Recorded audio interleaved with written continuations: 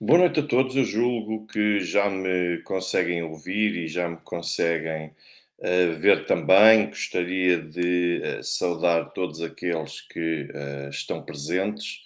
Gostaria ainda também de saudar todos aqueles que depois se vierem juntar a nós num momento posterior ao deste direto e gostaria de saudar-vos a todos, aqueles que ao longo dos vários dias e em todos os períodos acabam por, de certa forma, manifestar o seu apoio através dos comentários, através das partilhas, através dos gostos também, através dos donativos, através das contribuições, através dos comentários que fazem, ou seja, há imensas formas de ajudar e eu tenho de vos estar totalmente grato pela forma como todos vocês acabam por ter essa participação. Comece por pedir que vão deixando um gosto, vão deixando um like, já sabem que é extremamente importante para que possa ter essa projeção e para que possa ajudar aqui a trabalhar um pouco também o algoritmo e as formas de promoção do canal é extremamente importante, quer a quem está neste momento a assistir em direto, quer àqueles que depois estiverem a assistir em diferido. E aproveito e sugiro também todos aqueles que tiverem interesse em seguir-me através do meu canal de Telegram, que sigam através desse endereço que se apresenta, que vos coloquei aqui agora. E todos aqueles que quiserem também podem entrar em contato através do MBWay ou através do WhatsApp para o número que vocês podem ver aqui neste momento. Eu agradeço a todos aqueles que têm estado, portanto, presentes e sempre relativamente ativos e agradeço o gosto e o like que vão deixando. Ora bem, o tema que eu vos trago hoje pode ter assim um título um pouco controverso, pode ser um título até de certa forma que possa soar estranho a todos vocês, mas a verdade é que, em parte, foi algo que também me surpreendeu a mim, que foi subitamente, sem me aperceber como, toda a gente passa a falar, toda a gente na comunicação social passa a falar numa alegada segunda fase da contraofensiva. Bom, mas como assim uma segunda fase da contraofensiva? Eu comecei a ver isto em vários meios de comunicação social e depois também percebo que isto acaba por ser alguém apanha o título, alguém apanha a expressão, o chavão e depois a partir daí vão replicando uns atrás dos outros e é assim que se forma, sem ninguém pensar propriamente no que é que significa aquele conceito ou como é que se chega a um determinado conceito. A verdade é que as pessoas gostam do título e entendem até que é uma forma de poder justificar a ausência de resultados até o momento. Senhor Bruno Vilar, portanto, vou dar com certeza o do Telegram eu já tinha indicado, mas vou dar uma vez mais para que possa aceder ao meu canal Telegram para acompanharem um conjunto de outras novidades que forem também surgindo e que eu entendo que são extremamente úteis para partilhar. Mas, subitamente, as pessoas começam a pegar neste rótulo, segunda fase, afinal temos uma segunda fase da contraofensiva ucraniana. Eu pergunto-me de imediato, alguém deu conta sequer de assistir de que a primeira fase, do que é que foi a primeira fase e quais foram os resultados que apresentou? Portanto, nós avançamos para uma segunda fase, para uma alegada segunda fase, sem saber sequer, sem fazer um balanço, mesmo público, porque há muita gente a apoiar aqui a intervenção da Ucrânia e, sobretudo, a resistência da Ucrânia. Então, vamos fazer um balanço daquilo que está a acontecer no terreno para perceber se, afinal, temos várias fases e várias etapas, vamos tentar perceber se a primeira foi bem sucedida, porque dificilmente fará sentido avançar da primeira para a segunda, porque se fala em primeira fase, fala em segunda fase, poderá eventualmente falar em terceira fase de uma contraofensiva geral ou global. Bom, então isso significa que eu não posso avançar para a fase seguinte de um grande objetivo e de uma grande estratégia se o primeiro de todos não for bem sucedido, porque logo por aí fica comprometido a tudo aquilo que eu pretendo num determinado objetivo militar. E a verdade é que a contraofensiva, continuo a dizer que a verdadeira contraofensiva começou paulatinamente ainda em Artyomovsk-Bakhmut em meados de maio, depois acabou por assumir um conjunto de outras zonas de frente que ao início pareciam, embora não trouxesse nenhum tipo de resultado, começou-se a falar na conquista de uma ou de outra aldeia, aldeias essas que, entretanto, foram praticamente perdidas todas elas, e aquilo que eu vejo quando eu acompanho a evolução das notícias, e não estou a dizer acompanhamento das notícias através dos meios de comunicação social russos, eu estou a falar de acompanhamento das notícias em termos concretos e com base em factos que, que são possíveis de acompanhar por parte dos dois lados. E que permitem atestar e demonstrar que há alguém que ou conseguiu defender-se com eficácia ou conseguiu atacar também com eficácia.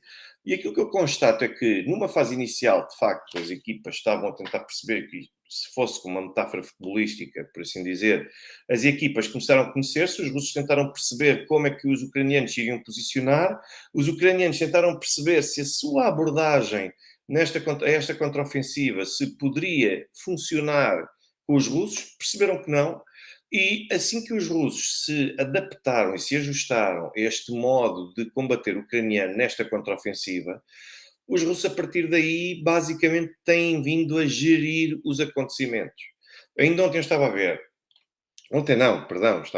Aliás, eu vi ontem, mas a opinião já tinha sido dada a semana passada por parte de um politólogo russo que tinha dito algo do género: numa guerra de atrito, numa estratégia de atrito, a vantagem dos russos é infinitamente superior àquela que os ucranianos possam ter.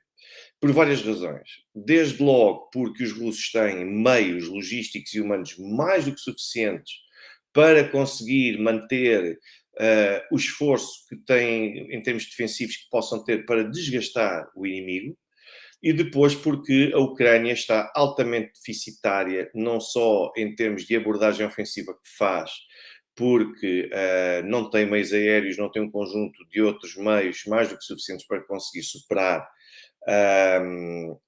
as barreiras de defesa russa e até mesmo da zona de segurança que os russos montaram nas mais diversas áreas da frente. E, ao mesmo tempo, os ucranianos continuam a cometer um erro crasso, que é as hierarquias militares ucranianas continuam a insistir para que os ucranianos continuem a sacrificar-se.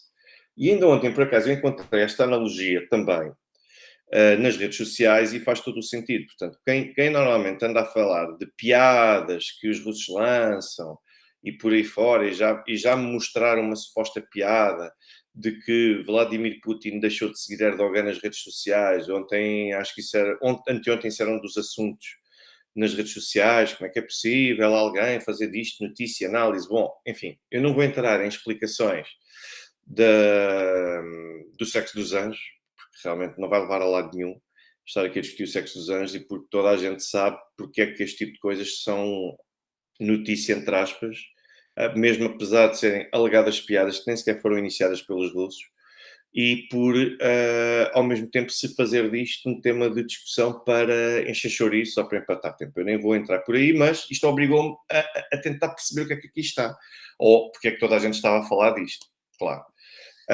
E o que eu vos quero dizer é que, já que toda a gente gosta de piadas, bom, então vamos falar da analogia que ainda ontem eu vi, que até estava bastante celebrizada e reconhecida nas redes sociais, e em que aquilo que se está a assumir é que Volodymyr Zelensky é o dono, é o líder de uma seita, e que essa seita já é tempo de os ucranianos perceberem que essa seita implica que o querido líder faça o sacrifício de vidas humanas para os deuses neonazis com os quais eles próprios colaboram e aos quais eles próprios prestam vassalagem. E a verdade é essa: aquilo que nós vemos no terreno, dia após dia, e aquilo que eu vou assistindo, que vai acontecendo, e eu nem me estou a basear nos números de baixas ucranianas dados pelos russos, estou a basear naquilo que é evidente, e existem razões para que a Ucrânia tenha diminuído a cadência dos ataques no teatro de operações, é porque, de facto, a Ucrânia está a ter derrotas e perdas significativas de não só logísticas, mas também humanas, que não dá para recuperar com mais um pedido ao Ocidente para fornecer homens ucranianos com mais de 18 anos para poderem ir para a frente de combate. Estas coisas não se resolvem assim. Uma coisa é pedirem javelins e morteiros e vários tipos de armamento, podem ser retirados das reservas dos Estados ou da produção que é feita já dos Estados Ocidentais. Outra coisa é dizer, eu preciso de mais 100 mil homens com mais de 18 anos, e saudáveis, e experientes, e treinados, e capazes, e corajosos. Bom, parecem já demasiados requisitos, parece que já se está a pedir muito, e isto não se consegue fornecer, como vocês sabem, pelas mais variedíssimas razões. Mas aquilo que está a acontecer nessa suposta segunda fase, que eu não percebo quando é que ela começou, dizem que os discursos são contraditórios. Por um lado, quando começou esta contraofensiva, foi dito que não, nós agora, em setembro, no final do verão, estamos na Península da Crimeia e até ao fim do ano os russos vão ser expulsos da região do Donbass. Eu ouvi isto de hierarquias e de elites ucranianas. Primeiro era isso, ou seja, sugeriram que iriam ter uma aceleração e uma pressa para conseguir libertar e reconquistar o território, entretanto, perdido. Depois, ao fim de algumas semanas, como perceberam que isto não estava a dar resultados, porque a verdade é essa, ainda hoje eu estava a ver a estatística, e a estatística diz que, com base naquilo que foi alcançado pela Ucrânia desde finais de maio até ao presente dia, serão precisos 52 anos para conseguir libertar a totalidade de território perdido desde o ano passado da presença russa. Portanto, 52 anos. Eu não sei se as pessoas têm. Isto é muito mais, são muitos mais anos do que, por exemplo, durou a Guerra do Vietnã. Só para se ter um pouco a noção. E só para se ter a noção também daquilo que agora alguns entendem utilizar o eufemismo de progresso lento, mas a verdade é que as pessoas não estão a acrescentar coisas nestas contas. Aquilo que supostamente os ucranianos conquistaram foi na zona cinzenta e boa parte dessa zona cinzenta foi perdida e, pior ainda, os russos nos últimos dias têm furado algumas linhas de defesa de um inimigo que supostamente deveria estar a contra-atacar e deveria estar a furar as suas linhas de defesa. Portanto, e nós temos os russos na zona do Donbass a continuarem a expandir-se, a continuarem a progredir no terreno, a aumentar a sua presença no território e, quer dizer, 52 anos não me parece que venham bastar por este ritmo, porque 52 anos significa que se os ucranianos avançam 10 quilómetros quadrados, então, por sua vez, noutra ponta, os russos vão acabar por avançar também eles 40 ou 50 quilómetros quadrados. Portanto, estamos a falar de realidades um pouco distintas e isto vai ditar que, por esta ordem de progresso dos acontecimentos, realmente daqui a 52 anos já não há nada para a Ucrânia conseguir avançar no terreno, porque já não há Ucrânia. A Ucrânia acabará conquistada na sua totalidade. Mas, por isso é que eu digo que, inicialmente, a abordagem era vamos com tudo, vamos num instante expulsar os russos. Ninguém aqui quis fazer contraditório disso, as pessoas estavam extremamente entusiasmadas. Aliás, eu vi até ainda esta semana que estavam a anunciar aqui em Portugal, não, os ucranianos ainda têm preparadas, aliás, a Paródia, não sei quantos milhares de reservistas que ainda não foram lançados, e quando eles forem lançados é que isto vai fazer a diferença, espera-se que faça a diferença. Vamos ver se nos entendemos. Não vão fazer diferença coisa nenhuma. Porque a forma de defender dos russos tem sido soberba. Os russos estão com uma postura expectante. Eu já sei que lá está, lá me vão acusar de ser pró isto, pró aquilo, mas isto não é, isto é ser pró-verdade, pró-evidência. Os russos são mais fortes, os russos são mais capazes, os russos são mais inteligentes, os russos continuam a gozar com a cara de toda a gente aqui no Ocidente que acham que conhecem os russos, acham que conseguem prever o que é que os russos querem e podem fazer, e depois as coisas saem todas completamente ao contrário, furadas, as pessoas ficam baralhadas e depois vão para as televisões e para os jornais dizer ninguém percebe bem o que é que vai na cabeça da liderança do Kremlin. Na verdade, aquilo é tudo tão confuso, eles próprios não sabem. Não. Eles sabem o que estão a fazer e sabem a ideia que querem lançar para o exterior, que é deixar os ocidentais completamente baralhados e a apanhar bonés, como se diz aqui em Portugal. Portanto, pessoas completamente perdidas, que não sabem o que é que os russos vão fazer. E como não conseguem compreender, porque nem sequer fazem um esforço e continuam a olhar para a Rússia numa perspectiva ocidental e de diabolização da Rússia, então não conseguem perceber que aquilo faz parte da estratégia. Se não fizesse parte da estratégia e se fosse meramente acidental, os russos com certeza a esta hora já tinham caído e a esta hora já estaria completamente a demolir e a enderrocada, em processo de derrocada, toda esta estratégia que os russos montaram até o momento. Não está, pelo contrário, as coisas estão totalmente controladas. Os russos dão só luxo de montaram várias linhas de defesa. Reparem que isto é tão interessante que quando nós olhamos para a forma como os russos têm defendido, os russos montaram linhas de defesa já na altura, eles estão a temer ser atacados, eles estão a proteger a Crimeia e estão a proteger não sei que outros locais, porque eles próprios vão dar em retirada e assim conseguem ganhar tempo para fugir. Eu lembro-me de ouvir isto.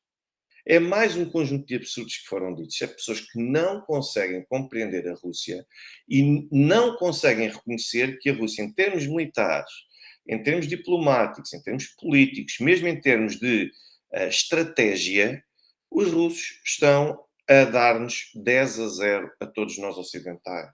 Portanto, não há dúvidas disso, porque a estratégia está controlada. A verdade é que eu olho para aquilo que está acontecendo no terreno, eu vejo vídeos sucessivamente que vão acontecendo todos os dias na frente de combate e aquilo que eu acabo por notar é, por exemplo, que a ofensiva, contra-ofensiva lançada pelos ucranianos tem esbarrado desde logo naquilo que os russos fizeram em matéria de levantamento de fortificações, posições também com aquilo que se chama de posição multinível, proteção multinível, aliás, portanto, que comporta não só as minas, como um conjunto de outros meios que estão ao alcance dos militares russos para assegurar. Isto faz um pouco parecer aqueles desenhos animados ou aqueles filmes que nós tínhamos antigamente, em que tínhamos sempre alguém que passava uma primeira barreira, o coiote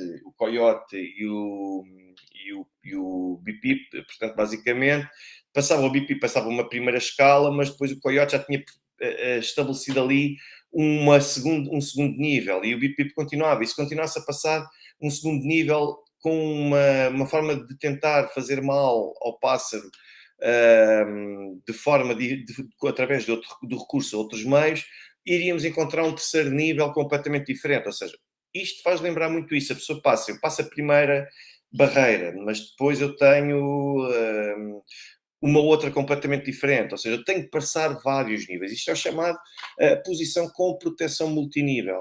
Porque, além de ter vários meios de defesa numa só linha, depois ainda apresento várias linhas. E a verdade é que os russos, por exemplo, eles aquilo que fizeram foi, além de utilizarem de erigirem as fortificações de concreto, de cimento, de betão armado, criaram também os fossos antitanque e minaram de uma forma absurda todos os locais possíveis através dos quais os russos poderiam ser abordados. E é isto que está a ser também uma grande parte do sucesso dos russos na contenção desta contraofensiva, porque os russos continuam a dar só luxo de esperar que os ucranianos façam o que quiserem. São os ucranianos que têm o tempo a lutar contra si. E aquilo que nós vemos do lado ucraniano é os ucranianos com pressa para apresentar resultados, mas ao mesmo tempo, primeiro disseram que iam apressadamente acelerar as coisas. Depois, quando tiveram um choque com a realidade, começaram a dizer: bom, na verdade, o nosso objetivo agora não é conquistar rapidamente território, é conseguir desgastar os russos. Portanto, os ucranianos é que estão a dizer que a sua estratégia é desgastar os russos. Resultado, não estão a conseguir. E não só não estão a conseguir, como depois os russos ainda são mais habilidosos pela forma como tentam atacar em alguns pontos. Os russos, algo que mudou significativamente e que mostra que os russos aprenderam com aquilo que se passou no passado e com a forma como este conflito tem evoluído até o momento, é que agora utiliza muitos mais meios aéreos nas operações, não só de apoio ao exército, como também para a destruição de alvos militares privilegiados. Por exemplo, o controle das cadeias de abastecimento e de apoio ao esforço bélico ucraniano tem sido fortemente afetado e os russos têm atacado de forma significativa e com bons resultados várias cadeias de abastecimento dos ucranianos, o que permite, de alguma forma, deixá-los sem qualquer hipótese de poderem continuar a alimentar as hostilidades contra os russos, o que por si só revela o sucesso que tem sido alcançado pelo lado russo.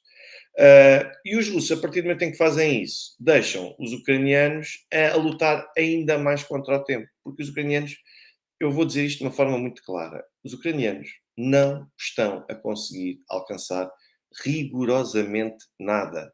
Só estão a conseguir uma coisa, é aumentar-se expressivamente o número de mortos ucranianos que são atirados para a frente de combate.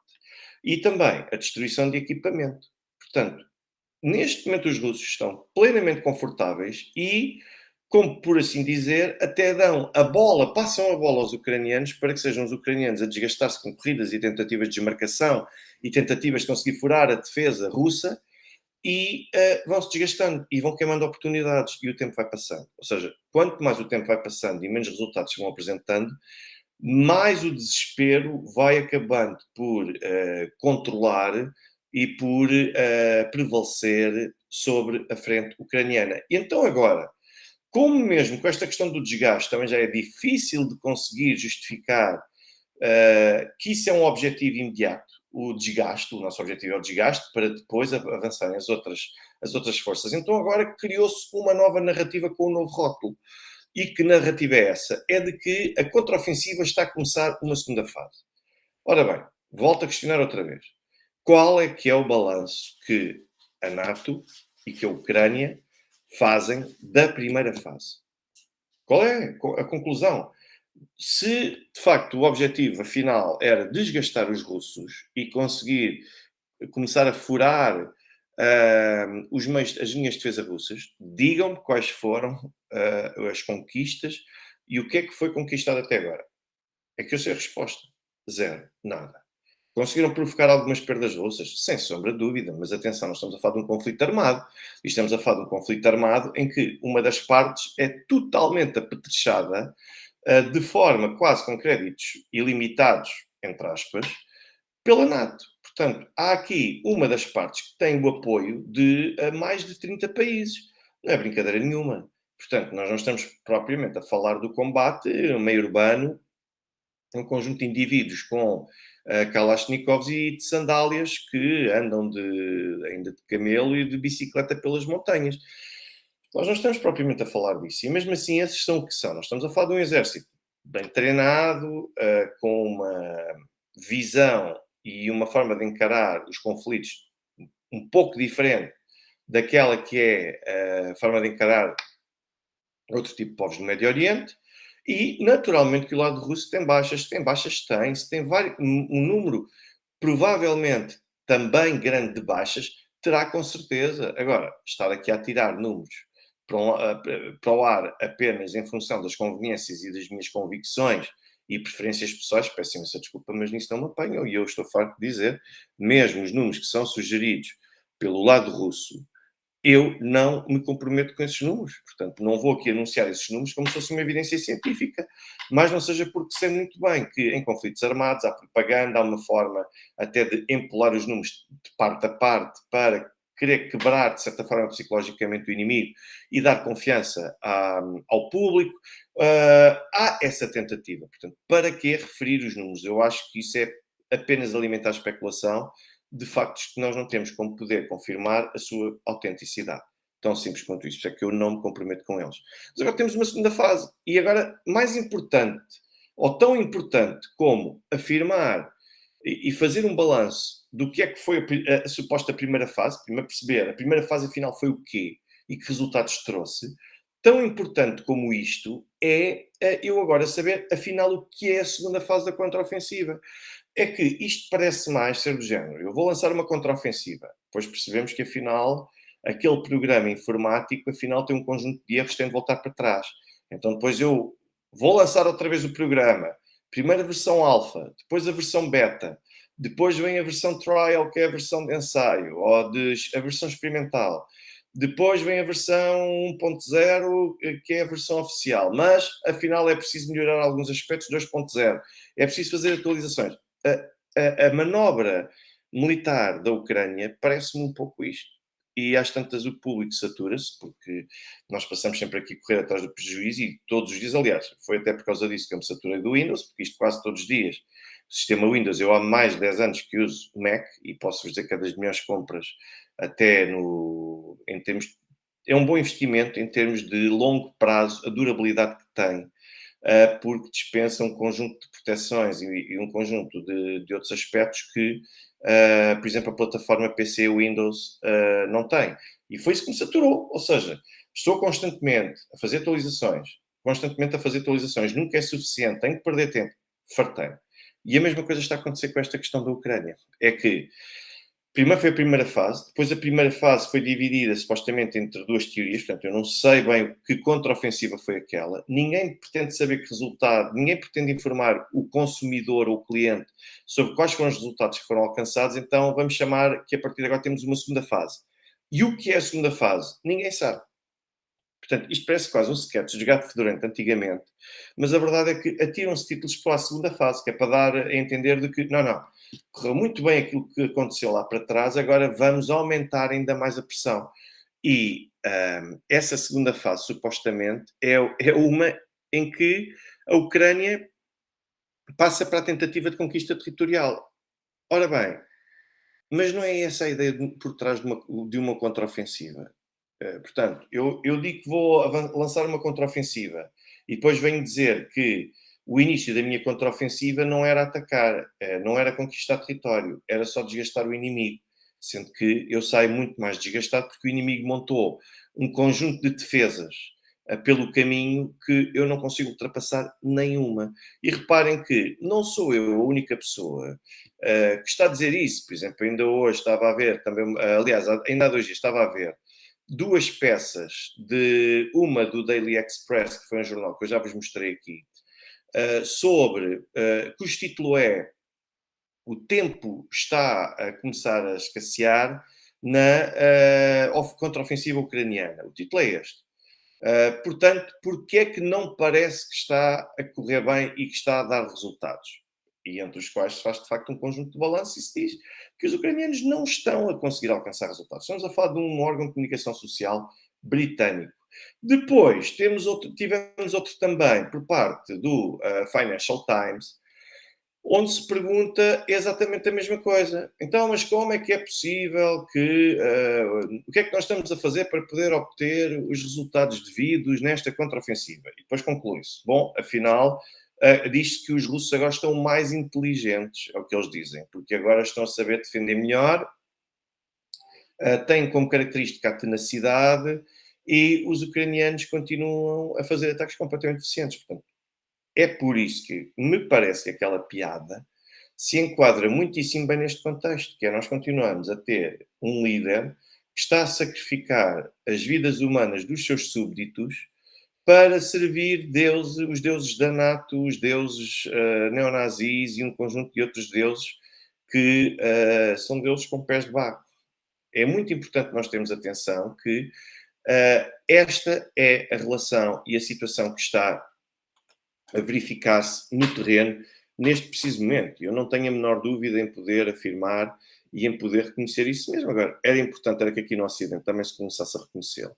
Porque ainda hoje, eu volto a dizer, todos os dias, de manhã à noite, isto é uma boa parte da minha vida até mesmo por prazer, prazer entre aspas, portanto, por gosto académico, profissional, até mesmo já pessoal, para conseguir acompanhar um conjunto de eventos no terreno e eu vejo o que é que está a acontecer aos ucranianos. os ucranianos não estão a ser completamente dizimados. E depois eu ouço ainda o primeiro-ministro António Costa a dizer que continuamos comprometidos com a Ucrânia e estamos a apoiar os esforços da Ucrânia. Depois, outro, que isto daria para rir se não fosse demasiado grave, que é, já chegaram as munições de dispersão ou as bombas de fragmentação, mas juridicamente chama-se munições de dispersão. Em linguagem comum e corrente, é bombas de fragmentação. Já foram transferidas pelos Estados Unidos e os ucranianos dizem, sim, nós vamos fazer um uso responsável dessas munições. Vamos lá ver.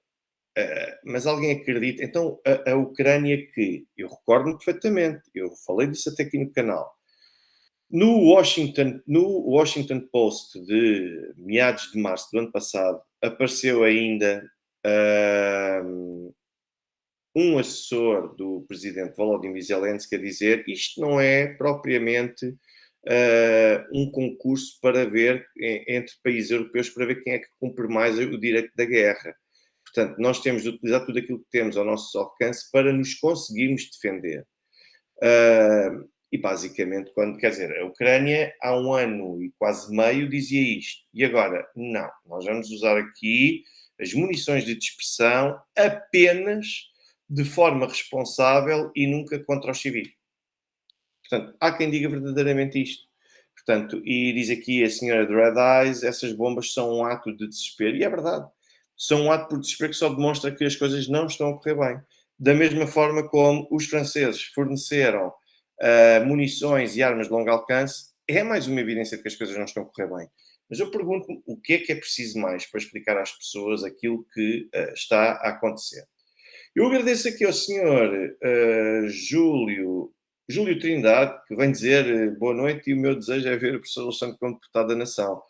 Bom, olha, acho que é preciso que se reúna um conjunto de variáveis para que isso pudesse tornar-se possível, para que isso possa tornar possível. Naturalmente que eu não digo nunca, nunca digo nunca a nada, mas é preciso estarem verificados e preenchidos um conjunto de variáveis. Depois, eu aproveito e agradeço também a contribuição do Sr. Luís Lima, que fez essa contribuição através aqui do canal do YouTube. Muito obrigado pela sua confiança e pelo reconhecimento que o Sr. Luís Lima faz do trabalho que aqui é apresentado por mim. E aproveito e agradeço também a todos aqueles que fazem as transferências por Revolut, MBWay, PayPal, YouTube. Quem quiser saber os meios para poder contribuir, no final de cada vídeo podem sempre ir ver aquele campo que diz ver mais ou para ver as descrições e aparece lá sempre quais são esses meios através dos quais podem fazê-lo. E eu agradeço e estou extremamente agradecido a todos aqueles que o vão fazendo através desses meios. Mas o que eu gostaria de vos dizer, o Sr. Luís Lima diz aqui, talvez isso sejam admitir que não vão reconquistar aqueles territórios. É verdade, e não vão reconquistar aqueles territórios, e tanto assim o reconhecem, que sabem muito bem, aliás, está aqui a senhora Yulia Mega, que conhece a situação de perto, porque a senhora Yulia Mega conhece o Donbass muito mais aprofundadamente do que qualquer um de nós que aqui está, mais não seja por ter as suas raízes aí. E a senhora Yulia Mega, de facto, sabe de certeza qual é o perigo, quais são os perigos de termos o Donbass bombardeado e os perigos de termos também as famosas minas pétala ou minas borboleta que acabam por cair em qualquer sítio e depois a qualquer instante podem arrebentar ou podem ser acionadas inconscientemente pelas pessoas. Aqui, com as munições de dispersão ou bombas de fragmentação, o que é que nós temos? Eu vou uma vez mais explicar para que vocês consigam perceber a gravidade do que aqui está e porque é que se entende que isto é um meio de guerra que, embora não seja necessariamente um crime de guerra, mas que os Estados têm um interesse em proibir e em banir. Imaginem, eu disparo um morteiro, portanto, eu estou a falar, por exemplo, um destes dos Estados Unidos de 155 milímetros tem cerca de 60 centímetros de comprimento. E tem, salvo erro, cerca de 42 ou 45 quilos de peso. O que é que essa munição? Essa munição é disparada através do lançador respectivo. E o que é que as pessoas fazem? E o que é que depois acontece? Quando ele é lançado Aquilo que este projétil ou que este morteiro tem no seu interior é um conjunto de pequenas bombas que, a meio, antes de o morteiro aterrar no chão e embater no chão, ele explode, ele abre-se para soltar as cerca de 70 mini bombas que tem lá dentro. O que significa que, quando isto acontece, quando se soltam, quando se dispersam, por isso é que se chama bombas, munições de dispersão ou de fragmentação, é como se aquele morteiro se desfizesse e se dividisse em dezenas e dezenas e dezenas de pequenos morteiros ou pequenas bombas. O que aquilo faz é que, ainda em pleno ar, liberta, salvo erro, são 72 munições, que depois umas vão aterrar e vão cair no chão e vão rebentar, outras vão ficar simplesmente num determinado local à espera ou que alguém as acione e que as pise, ou então acabarão por si só também por se fazer rebentar. E como isto é entendido que é um método traiçoeiro, porque é um método que muitas vezes as pessoas não estão à espera, logo não podem esboçar o defesa para com este meio, é por isso que em determinados contextos pode ser considerado crime de guerra. E também é crime de guerra ainda, ou pode ser crime de guerra por uma razão, por uma outra razão, é que a partir do momento em que se dispersam mais de 70 munições por um perímetro ainda significativo e equivalente a 4 campos e meio de futebol, portanto, vejam bem, nós estamos a falar de 4 campos e meio de futebol que ficam totalmente dispersas. Essas munições podem, com elevada probabilidade, provocar inúmeras baixas em civis e podem atingir civis de forma desproporcional face aos alvos militares. E depois vocês veem perante isto, ou seja, isto é que são as munições de dispersão ou bombas de fragmentação, cluster bombs, o que lhes quiserem chamar. E depois vem os ucranianos dizer, não, nós fazemos uma utilização responsável. Mas o que é uma utilização responsável quando nós temos os militares ucranianos a bombardear áreas residenciais e civis no Donbass desde pelo menos 2014? Expliquem-me o que é uma utilização sensata, uma utilização razoável. Eu gostava que alguém me desse essa explicação. O senhor Marco Silva está a dizer aqui que cerca de 40% não detona e o senhor ou a senhora Nomad Eternal Troll fala em 4%. Ora bem, os Estados Unidos inicialmente avançavam que 2 a 3% destas munições não explodiam. Mas depois começámos a ter os especialistas que começaram a denunciar, e eu já vos apresentei aqui até o relatório do Congresso dos Estados Unidos, que teve vários especialistas a denunciar que em inúmeras ocasiões, em muitas ocasiões, mais até do que aquilo que seria desejável, a percentagem de munições que depois não explodem, que não rebentam, anda entre, na verdade, o número real anda entre os 10% e os 30%. Portanto, o número de 4% já está, era um número que eu encontro daquilo que eram as indicações oficiais, e os 40% cedem aquilo que conseguem também, para todos os efeitos, demonstrar os especialistas. E a verdade é esta, é este o ponto de situação que nós temos aqui. Eu espero que vocês tenham percebido como é que funcionam estas munições de fragmentação e porque é que elas preocupam tanto, mas a verdade é que estas munições dos Estados Unidos excedem o peso daquilo que poderia ter, daquele que é o máximo ou que é o mínimo que poderia ser aceite para efeitos da Convenção sobre armas de dispersão. Isto é para vocês conseguirem. O Sr. Sérgio Luz pergunta-me aqui: acha que a Ucrânia vai ter o mesmo destino que o Vietnã? Não, nem de perto nem de longe. O Vietnã, desde muito cedo, que se tornou evidente que o Vietnã iria ser vitorioso. Vejam os discursos, por exemplo, do Ho Chi Minh. O Ho Chi Minh, há uma das partes em que dizem, em que reconhecem claramente que aquilo era uma guerra totalmente assimétrica. Porque eles próprios dizem, eles têm meios aéreos e nós temos as trincheiras subterrâneas.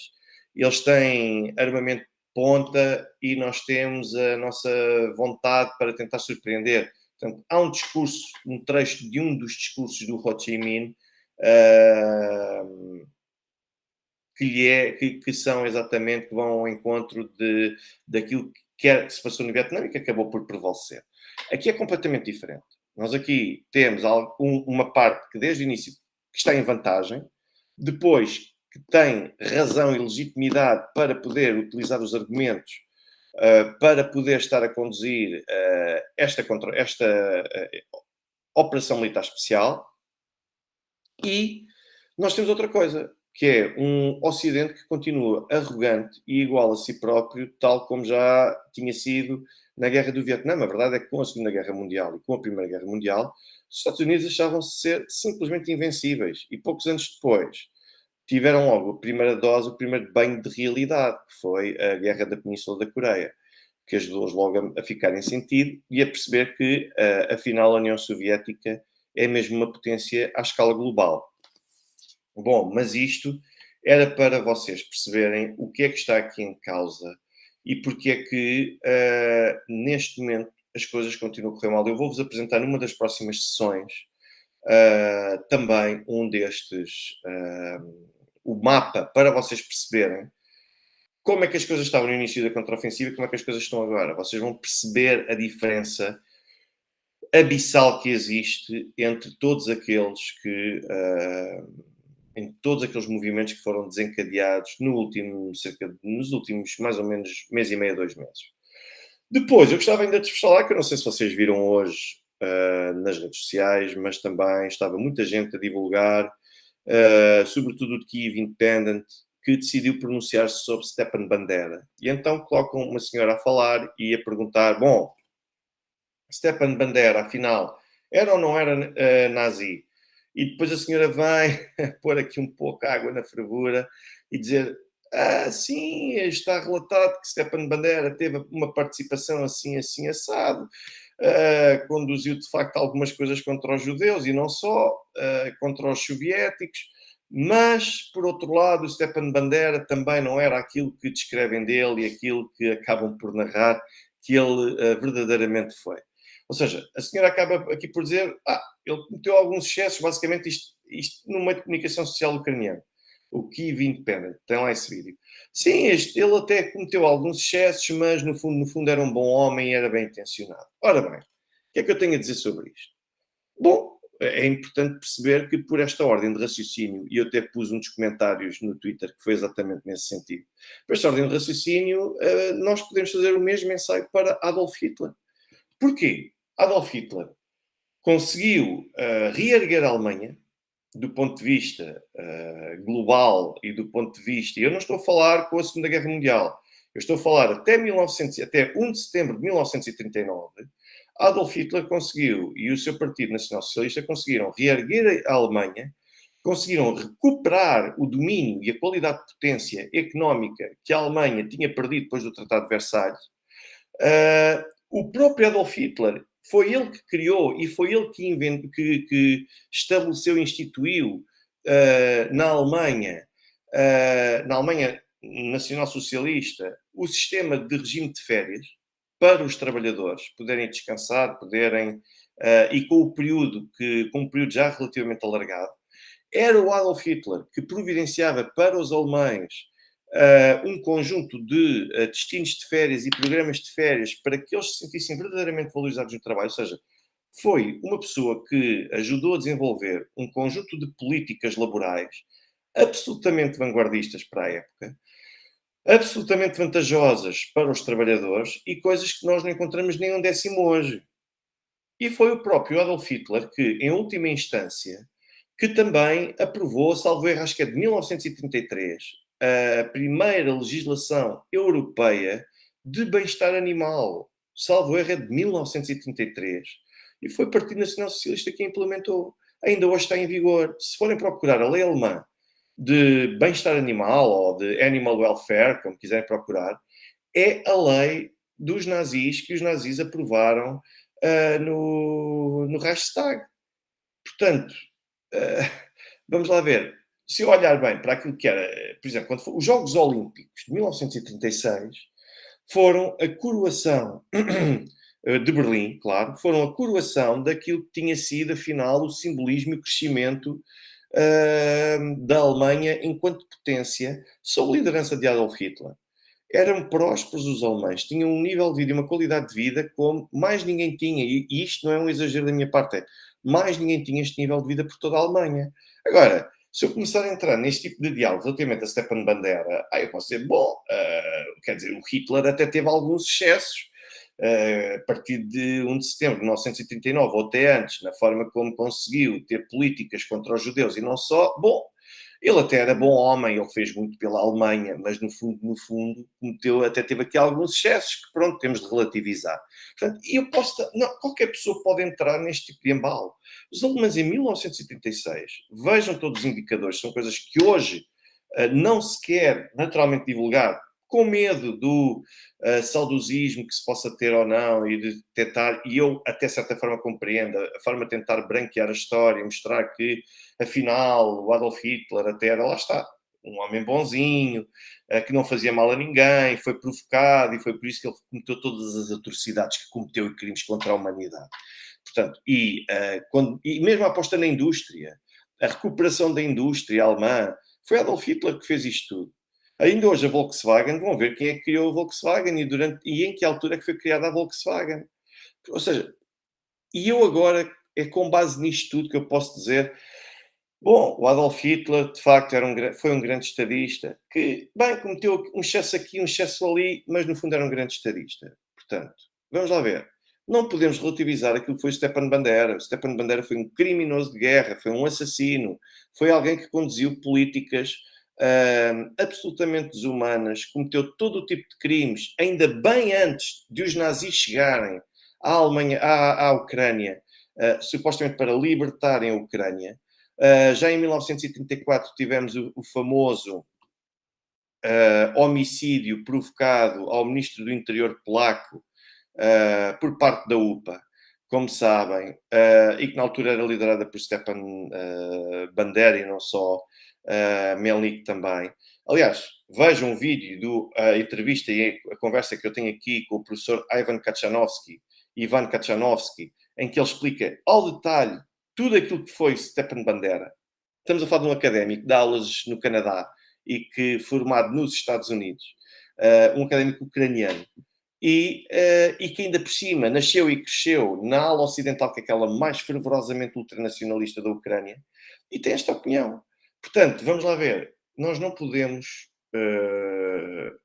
menosprezar e desvalorizar os excessos de Stepan Bandera. Teve uma outra coisa aqui e ali, portanto, não é fácil tomarmos uma posição, não é fácil. Não é fácil para quem não tem noção da história e para quem não tem noção da gravidade das coisas que está a dizer. Portanto, se nós formos olhar bem, até estamos aqui a prestar culto ao Hitler e não só, e prestaremos a um conjunto de outros. Como é natural, nós não podemos nunca esquecer que isto parece um pouco aquela filosofia do ele rouba, mas faz. Parece um pouco isso, só que é uma escala completamente diferente e de crimes contra a humanidade. É tão simples quanto isso. Pronto, e eu hoje ficaria por aqui. Eu amanhã, uma outra notícia que todos vocês viram certamente foi que hoje a Duma Estatal aprovou a lei que acabará por vedar a hipótese de operações, da realização de cirurgias para mudança de sexo na Rússia, porque têm de ser protegidos, a sociedade civil russa tem de ser protegida e porque a forma como as operações de mudança de sexo estão a assumir um ritmo e um conjunto de resultados absolutamente descontrolados, então a Rússia sente-se naturalmente na obrigatoriedade de travar esse impulso que está a ser tomado no Ocidente e que na Rússia também, como é evidente, alguns também querem recuperar o que é que está a ser feito. Amanhã eu vou transmitir-vos em que é que consiste a lei, porque a lei não é só proibir ou vedar a hipótese de realização de cirurgias para mudança de sexo. A lei, desde logo, tem exceções, portanto não é estanque. A lei tem exceções e tem um conjunto de particularidades que eu acho que tem de se esclarecer as pessoas antes que as pessoas falem coisas que não correspondem à verdade. O Sr. Alberto Jorge Silva diz uma palavra sobre a notícia de prisão de generais russos. Vamos lá ver.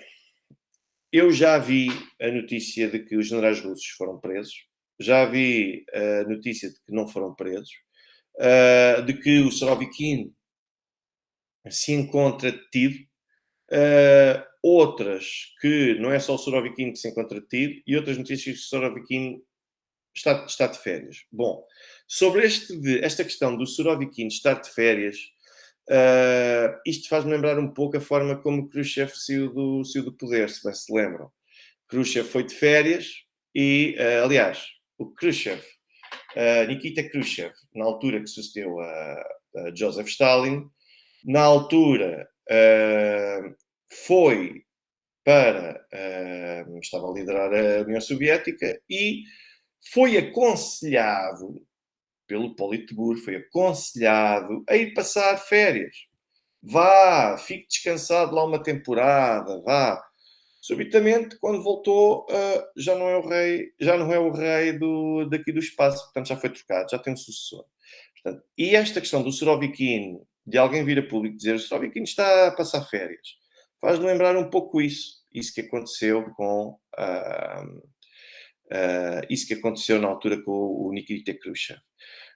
Relativamente ao outro general que veio a público criticar a operação, a forma como os acontecimentos estão a decorrer no terreno, ponto número um, essa declaração, tanto quanto se sabe, não era para vir a público, era suposto circular num circuito ou num meio interno. Vai parar a público, naturalmente não sou eu que saberei explicar como é que isso, sem querer, vem parar a público e isso torna conhecido, já sabem como é que são as fugas de informação e já sabem como é que são as formas também de apresentar esses conteúdos. E, basicamente, o que aconteceu é que ele foi demitido. Tanto quanto sei, não foi preso. Tanto quanto sei, não foi preso. Portanto, não me parece que seja esse o caso, mas foi um texto que o general acabou por publicar após um dos seus colegas comandantes ter perdido a vida após um ataque ucraniano. E os dois combatiam lado a lado e ele perdeu, e o colega e amigo perdeu a vida. Logo, foi por aí a motivação daquelas declarações que ele fez. E, ao mesmo tempo, fez essas declarações e, por outro lado, depois acabou demitido, mas isto tem um contexto. É que esse general também é conhecido por ter animosidades relativamente ao general Gerasimov. E terá sido por aí também que isso terá sido interpretado como uma forma de castigar alguém que supostamente estaria a tentar fragilizar ainda mais a figura do general Gerasimov. Portanto, acho que é por aqui. Não façam interpretações absurdas sobre a situação dos generais. Eu não tenho nenhuma notícia, nem nenhuma confirmação de que o general Surovikin está preso ou está sequer detido. Não tenho. Depois é que o Sr. Luís Filipe pergunta-me, e Ramjan Kadyrov? O Kadyrov continua não ativo. Também surgiram boatos de que estaria muito doente. Ele próprio veio a público desmenti-los. Ainda esta semana ele veio a público desmentir esses boatos todos. Kadyrov, com base na informação que ele próprio deu e na forma como se expôs, não está doente. Portanto, continua normalíssimo, tudo a correr consoante a normalidade. E o Ahmat, portanto, a sua brigada, a brigada de chechenos, tem estado particularmente ativa na frente de Artyomovsk, a suster a campanha, as tentativas dos ucranianos de conseguirem chegar a Artyomovsk. Ainda esta semana vi mais uma notícia que dava conta da forma como eles conseguiram frustrar as abordagens feitas pelos ucranianos na frente de Bakhmut-Artyomovsk. Portanto, como veem, sim, senhora Fightback, anda tudo doente na Federação Russa, ou anda toda a gente a querer sugerir que toda a gente está doente. Isso também faz um pouco parte da contra-informação dos dias de hoje, no sentido de que é muito importante trazer cá para fora um conjunto de informações que não correspondem à realidade, mas para causar dúvidas e para causar agitações. Depois a senhora Yulia Mega diz que são problemas interiores dos poderes das tropas russas. Existem em todo lado, normal, resolve-se. Essa informação não era prevista sair cá para fora. Pois lá está.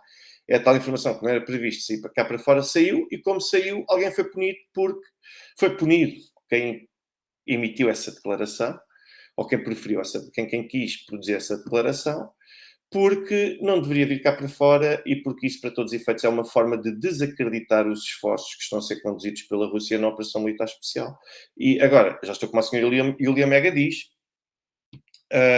não me parece que seja algo excepcional face àquilo que existe noutros lados. Basta olhar para Portugal, onde nós temos o famoso senhor almirante ou vice-almirante, que foi encarregue durante o processo da pandemia, da questão da vacinação, da organização da vacinação, como vocês sabem, e a quantidade de anticorpos que ele tem, a forma como quiseram boicotar e sabotar o mérito ou o trabalho feito pelo almirante e a forma como ele também decidiu conduzir e promover uma certa caça às bruxas no seio da Marinha, e que conduziu, e que tem conduzido, basicamente percebe-se que existem sempre vários focos e vários grupos rivais. Isto não é exclusivo da Rússia. A diferença é que a Rússia tem a visibilidade e a projeção que tem, por todos os motivos e mais alguns, e nós não. Agora, acreditam que no Brasil também não há? Acreditam que até no mais humilde, por assim dizer, Cabo Verde, também não existem diferentes fações rivais que queiram disputar uma subida para um determinado posto? Portanto, não vamos entrar por aqui no sentido da demagogia e tentar encontrar todos os motivos e mais alguns para encontrar intrigas na Rússia. Existem disputas, existem rivalidades e, como aqui o menino estava aqui a dizer, Shoigu e Gerasimov são, de facto, personalidades que ainda estão seguras, mas não seja porque Putin, neste momento, ainda que possa reconhecer que eles são pessoas que podem, neste momento, não ser as melhores soluções para o conflito, mesmo assim Putin, só para mostrar que não está a ceder e que não está a fazer a vontade e a ceder à pressão de mercenários como Yevgeny Prigozhin, nem que seja só por isso, Putin vai tentar resistir até o último momento. Depois temos outra coisa, é que às vezes a informação vem cá para fora e aquilo que vem como informação cá para fora não é informação.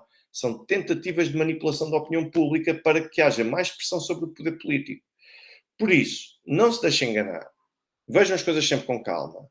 E esta era a parte da análise que eu queria trazer-vos hoje. Amanhã vou aqui analisar e até refletir sobre a tal questão que agora dizem que o objetivo é combater a comunidade LGBT. Não é verdade. Isso simplesmente não é verdade. Porque as pessoas podem continuar a ser lésbicas, homossexuais, bissexuais, podem continuar a ser aquilo que querem ser. Aliás, Putin até já o reafirmou no seu discurso de 24 de fevereiro deste ano. Reafirmou esse aspecto. Cada um faz o que quiser na sua privacidade. Agora, esperar que seja o Estado a compactuar e a achar que está tudo em pé de igualdade e que a partir de agora cada um é livre de escolher e a sociedade vai fazer essas coisas em público, aí é que o Estado já faz uma certa resistência, opera uma certa resistência. Portanto, assim seja, assim sendo, eu agradeço desde já as contribuições feitas por todos. Eu agradeço desde já as donativos que têm feito através de YouTube, MBWay, Revolut, PayPal também, os comentários que aqui vão deixando, as vossas ideias, os vossos inputs, eu vou sempre lendo todos, vários deles extremamente importantes. Quem aceita a senhora Fightback, mas ainda tem dúvidas que aceita, é liderada por Volodymyr Zelensky, e aqueles que estão a ser sacrificados aos deuses são os ucranianos que são empurrados para uma frente de combate absolutamente suicida, e que é muito fácil para o líder da seita empurrar toda esta gente para a morte certa, porque o próprio não tem de se sacrificar nem tem de combater. Portanto, se há aqui alguma seita, e para já aceita por várias razões, porque o foco está concentrado num homem só, depois porque há lugar a uma lavagem cerebral, ou a tentativa de lavagem cerebral da população para seguirem os interesses e as orientações daquele líder, e depois nós temos a submissão de um conjunto de pessoas para aceder e acatar à forma de estar e de ver daquele líder. Portanto, eu não tenho dúvidas que é Volodymyr Zelensky o líder deste culto, desta seita, com a qual Portugal claramente tem de deixar de compactuar e de modo a que exista e que acabe por requerer aqui algum bom senso. Uma vez mais agradeço os gostos que vocês deixam, os likes, são sempre extremamente importantes para ajudarem a promover os diretos, para ajudarem a promover os vídeos. Agradeço as partilhas, agradeço a todos aqueles que dão feedback também por escrito ou que dão retorno através do WhatsApp e através do e-mail. Agradeço bastante todo esse vosso interesse e esse vosso contributo e faço desde já votos para que todos tenham uma excelente noite, uma noite descansada e certamente que teremos a oportunidade de nos encontrarmos aqui amanhã. Portanto, uma vez mais, muito boa noite e até amanhã.